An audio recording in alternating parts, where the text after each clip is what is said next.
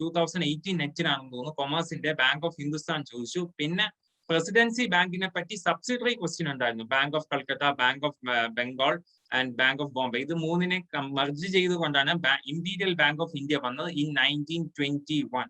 അപ്പൊ അപ്പൊ കറക്റ്റ് ആയിട്ട് നോക്കണം. ഇമ്പീരിയൽ ബാങ്ക് ഓഫ് ഇന്ത്യ വന്നത് 1921 first bank in India establish ചെയ്തത് 1770 ബാങ്ക് എന്ന് പറയുന്ന ഒരു ടേം വന്നത് ഫ്രഞ്ച് വാക്ക് ബാങ്കോയിൽ നിന്നാണ്, വിച്ച് മീൻസ് ബെഞ്ച് കൗണ്ടർ അല്ലെങ്കിൽ ബെഞ്ച് കൗണ്ടർ അല്ലെങ്കിൽ ബെഞ്ച് ട്രാൻസാക്ഷൻസ്. പിന്നീട് വന്നത് 1786 ജനറൽ ബാങ്ക് ഓഫ് ഇന്ത്യയാണ്. അപ്പം these three banks merged into form imperial bank of India 1921. And this Imperial Bank of India was later transformed into SBI, ഇന്നത്തെ state bank of India, in the year 1955. അപ്പം 1921 മൂന്ന് ബാങ്കുകൾ merge ചെയ്തുകൊണ്ടാണ് imperial bank of India വന്നത്. മൂന്ന് presidency ബാങ്കുകൾ. Presidency bank means banks which are been established under the erstwhile British colonial empire in India. ഒന്ന് bank of Bengal, Bank of Bombay, Bank of Madras. ഇതിനെ മൂന്നിനെ മെർജ് ചെയ്തുകൊണ്ട് in the year 1921 these three presidency banks got merged and it formed into Imperial Bank of India in the year 1921, which later became, after independence it became a State Bank of India and its associates in the year 1955. അപ്പൊ 1955 SBI form ചെയ്തത്. പിന്നെ presidency bank acted as quasi central banks until RBI come into existence. അപ്പൊ presidency bank ആണ് പിന്നെ നമ്മൾ latest ആയിട്ട് quasi central bank ആയിട്ട് establish ചെയ്യുകയുണ്ടായി. ക്വാസി സെൻട്രൽ ബാങ്ക്സ് എന്ന് വെച്ച് കഴിഞ്ഞാൽ ക്വാസി ഇപ്പോഴത്തെ റിസർവ് ബാങ്കിന്റെ മോണിറ്ററി പോളിസി അല്ല, പക്ഷേ മോണിറ്ററി പോളിസിയാണ് RBI ഫുൾ കൺട്രോൾ ചെയ്യുന്നത്. Indian banking system is been fully under the control of RBI. ശ്രദ്ധിക്കണം, RBI ആണ് ഇന്ത്യയിലെ മോണിറ്ററി പോളിസി ഫുൾ കൺട്രോൾ ഉള്ളത്. പക്ഷേ ഇന്ത്യയുടെ ഫിസിക്കൽ പോളിസി ആരുടെ അണ്ടറിലാണ്, കൺട്രോളിലാണ്? Anybody from the my students ആരെങ്കിലും ഒന്ന് റിപ്ലൈ ചെയ്തേ. ഇന്ത്യയുടെ മോണിറ്ററി പോളിസി കൺട്രോൾ ചെയ്യുന്നത് ഏത് ഏജൻസിയാണ്? ഇന്ത്യയുടെ ഫിസിക്കൽ പോളിസി കൺട്രോൾ ചെയ്യുന്ന ഏത് ഏജൻസിയാണ്?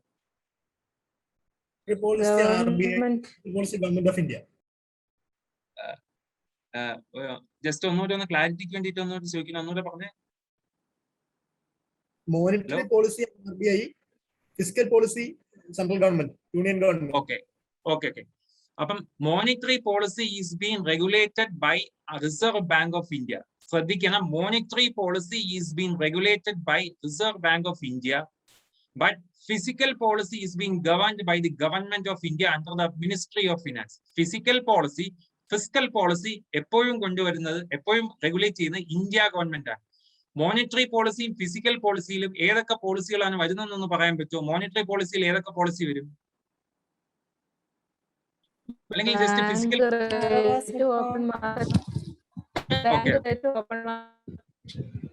Physical പോളിസിയിലോ?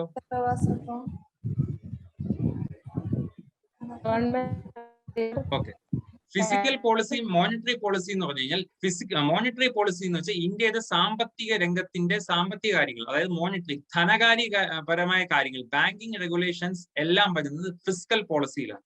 Four example bank rate, cash reserve ratio, statutory liquidity ratio, SLR, CRR അങ്ങനെ തുടങ്ങിയ എല്ലാ മോണിറ്ററി പോളിസികളും റെഗുലേറ്റ് ചെയ്യുന്ന RBI. ഫിസിക്കൽ പോളിസി എന്താണെന്ന് പറഞ്ഞു കഴിഞ്ഞാൽ ഇന്ത്യയുടെ ടാക്സേഷൻ പോളിസി, ഇന്ത്യയുടെ ബജറ്ററി അലോക്കേഷൻസ്, ഇന്ത്യയുടെ ബജറ്റ് സെറ്റിംഗ്, ഇന്ത്യയുടെ ടാക്സേഷൻ പോളിസി, ഇന്ത്യയുടെ കോർപ്പറേറ്റ് ടാക്സ് പോളിസി, അതുപോലെ തന്നെ ഇന്ത്യയുടെ ബാക്കിയുള്ള ധനകാര്യ സ്ഥിതി means controlling under the stock market regulations, അതുപോലുള്ള എല്ലാ റെഗുലേറ്റ് ചെയ്യുന്നത് ഇന്ത്യ ഗവൺമെന്റ് ആണ്. മെയിൻലി ഇന്ത്യ ഗവൺമെന്റിന്റെ രണ്ട് ഫിസിക്കൽ പോളിസി മെഷേഴ്സ്, ഒന്ന് ടാക്സേഷൻ പോളിസിയാണ്, ഫിസിക്കൽ പോളിസിയിൽ വരുന്ന ടാക്സേഷൻ പോളിസി.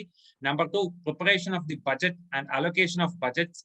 അതുപോലെ തന്നെ ഫിനാൻഷ്യൽ അഡ്മിനിസ്ട്രേഷൻ ഒരു ഡിഫറെന്റ് ടേം ആണ്. ഫിനാൻഷ്യൽ അഡ്മിനിസ്ട്രേഷൻ എന്ന് പറഞ്ഞു കഴിഞ്ഞാൽ സ്റ്റേറ്റ് സെന്റർ ഫിനാൻഷ്യൽ റിലേഷൻസിനെ പറയുന്നതിന് that comes under financial administration. അപ്പം ഫിനാൻഷ്യൽ മാനേജ്മെന്റ് കുറച്ചുകൂടെ പ്രൈവറ്റൈസ്ഡ് ടേം ആണ്. മീൻസ് ഇപ്പം ഒരു പ്രൈവറ്റ് കമ്പനീസോ അല്ലെങ്കിൽ അതിലാണ് കൂടുതൽ ഫിനാൻഷ്യൽ മാനേജ്മെന്റ് വരുന്നത്.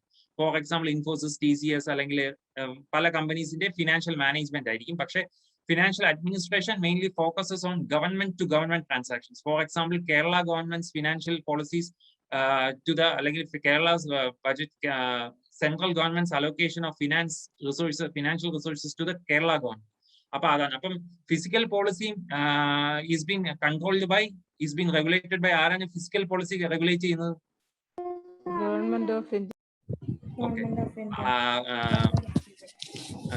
Monetary policy is being regulated by RBI.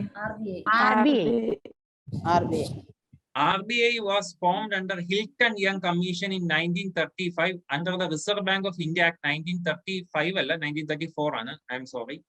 So Reserve Bank of India was being formed in India in the year 1935. 1935 ഇന്ത്യയിൽ ഹിൽട്ടൺ യങ് കമ്മീഷൻ വന്നത്. under the act, ഏത് ആക്ടിലാണ്? Reserve Bank of India Act of 1934. അപ്പൊ RBI was formed in the year 1935 in which commission? ഏത് commission വെച്ചിട്ടാണ് പറയുന്നത്? Hilton young commission. ശ്രദ്ധിക്കണം, Hilton young commission. ഇത് വളരെ ഇമ്പോർട്ടന്റ് ആണ്. മിക്ക PSC ക്വസ്റ്റ്യൻസും ചോദിക്കുന്നതിലാണ്. RBI was formed under Hilton Young Commission in the year 1935 under Reserve Bank of India Act of 1934. Next, history of banking of ഇന്ത്യയിൽ ആദ്യത്തെ പറയുന്നത് എന്ന് പറഞ്ഞാൽ SBI ആണ്. അപ്പൊ SBI is formed. SBI ഏത് ബാങ്കിലെ കടമെടുത്തുകൊണ്ടാണ് ഫോം ചെയ്തത്, എസ്റ്റാബ്ലിഷ് ചെയ്തത്? Imperial bank. Imperial bank. ആ ഇംപീരിയൽ ബാങ്ക് എന്നാണ് ഫോം ചെയ്തത്? In which year imperial bank has been formed? 1921. Okay, very good. 1921 imperial bank തുടങ്ങാനുണ്ടായ 3 മെർജേഴ്സ് ഏത് ബാങ്കിന്റെ ആയിരുന്നു? ആ ബാങ്കിനെ കൺസോളിഡേറ്റഡ് ആയിട്ട് നമ്മൾ എന്ത് പേരാ പറയുന്നത്? Presidency bank. Okay, very good, very good. ആ പ്രസിഡൻസി ബാങ്ക് ഏത് 3 ബാങ്കുകൾ ചേർന്നാണ് യോജിപ്പിച്ച് വന്നത്? Bank of Bengal, bank of Madras, bank of Bombay. Very good. Okay.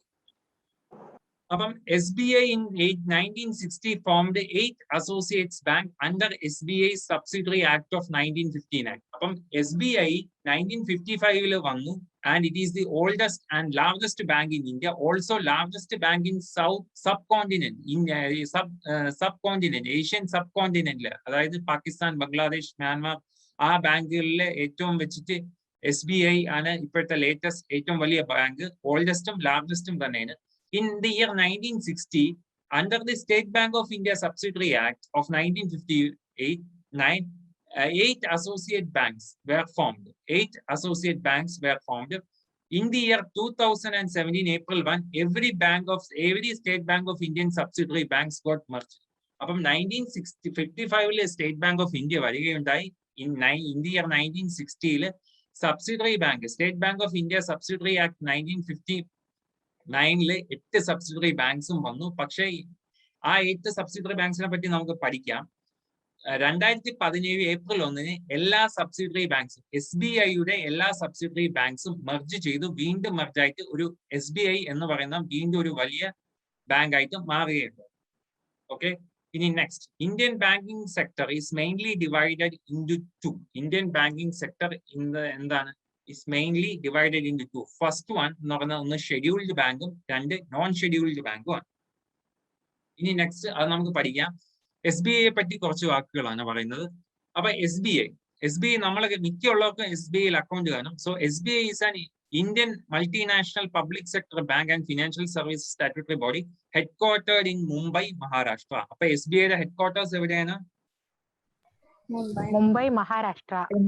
Mumbai, Maharashtra. It is the 43rd largest bank and ranked 221st in the global fortune list of 500. Global fortune list എന്ന് പറയുന്നത് ലോകത്തുള്ള best performing companies in terms of market capitalisation. Market capitalisation എന്ന് വെച്ചാൽ ആ കമ്പനിക്ക് എത്രത്തോളം മാർക്കറ്റിൽ നിന്ന് വരുമാനം കണ്ടെത്താൻ പറ്റും. അതുപോലെ തന്നെ നെറ്റ് പ്രോഫിറ്റ്, പല പാരാമീറ്റർ ഉണ്ട്. അതിൽ ഒരെണ്ണം മാർക്കറ്റ് ക്യാപിറ്റലൈസേഷൻ ആണ്. മാർക്കറ്റ് ക്യാപിറ്റലൈസേഷൻ എന്ന് പറഞ്ഞാൽ മറ്റുള്ള കുട്ടികൾക്കാണ്, ശ്രദ്ധിക്കുക, ജസ്റ്റ് നിങ്ങളൊന്ന് അറിഞ്ഞിരുന്നാൽ മതി. മാർക്കറ്റ് ക്യാപിറ്റലൈസേഷൻ എന്ന് വെച്ചാൽ ആ കമ്പനിയുടെ ടോട്ടൽ ആസ്തി എത്ര ഉണ്ടെന്നുള്ളതാണ്. അപ്പം ഗ്ലോബൽ ഫോർച്യൂൺ ലിസ്റ്റ് ആണ് നമ്മളുടെ കമ്പനീസിന്റെ ബെസ്റ്റ് കമ്പനീസ് 500 ഏതൊക്കെ ഉണ്ടെന്ന് നമുക്ക് അറിയപ്പെടുന്ന ഒരു കമ്പനി എന്ന് പറഞ്ഞാൽ ഗ്ലോബൽ ഫോർച്യൂൺ ലിസ്റ്റ് ആണ്. അപ്പം ഗ്ലോബൽ ഫോർച്യൂൺ ലിസ്റ്റ് പ്രകാരം വേൾഡിലെ 43ാമത്തെ റാങ്കിങ് ആണ് SBIക്കുള്ളത് in terms of world's biggest corporations. ഇന്ത്യയിലെ പബ്ലിക് സെക്ടർ ബാങ്ക് ആണ്. It is the largest public sector bank in India with a market share of 23% market share ആണ്. Market share എന്ന് പറഞ്ഞു കഴിഞ്ഞാൽ ബൈ അസറ്റ്സ്, മാർക്കറ്റ് ഷെയർ എന്ന് പറഞ്ഞു കഴിഞ്ഞാൽ ഒരു കമ്പനിക്ക് ഇപ്പൊ SBI സംബന്ധിച്ചിടത്തോളം ആണെങ്കിൽ ഇന്ത്യയിൽ SBI എന്ന് പറയുന്ന കമ്പനിക്ക് Indian banking sector, total banking സെക്ടറിന്റെ എത്ര ശതമാനം ബിസിനസ് ആണ് അവർ ചെയ്യുന്നത്, അതിനെയാണ് നമ്മൾ മാർക്കറ്റ് ഷെയർ എന്ന് പറയുന്നത്. ഇപ്പൊ മാർക്കറ്റ് ഷെയർ എന്ന് പറഞ്ഞു കഴിഞ്ഞാൽ സ്റ്റാറ്റും മാത്സും പഠിക്കുന്ന കുട്ടികളുടെ ശ്രദ്ധയ്ക്ക് മാർക്കറ്റ് ഷെയർ എന്ന് പറഞ്ഞാൽ ഒരു കമ്പനിക്ക് ആ കമ്പനിയുടെ മറ്റുള്ള കമ്പനികളുമായിട്ട് താരതമ്യം ചെയ്യുമ്പോൾ, ഇപ്പൊ ഫോർ എക്സാമ്പിൾ ഓട്ടോമൊബൈൽ ഇൻഡസ്ട്രി ആണെന്ന് ഇരിക്കട്ടെ, ഒരു 100 കാറുകൾ വിൽക്കുമ്പോൾ ഒരു 10 കാറുകൾ ഒരു കമ്പനി, ഫോർ എക്സാമ്പിൾ മാരുതി സുസുക്കിയുടെ 10 കാറുകൾ 100 കാറുകൾ ഇന്ത്യൻ ഓട്ടോമൊബൈൽ ഇൻഡസ്ട്രിയിൽ 100 കാറുകൾ വിൽക്കുമ്പോൾ ഒരു 10 കാറുകൾ മാരുതി സുസുക്കിയുടെ കാറുകളാണ് വിൽക്കുന്നതെങ്കിൽ മാരുതി സുസുക്കിയുടെ മാർക്കറ്റ് ഷെയർ എന്ന് പറയുന്നത് 10% ആയിരിക്കും.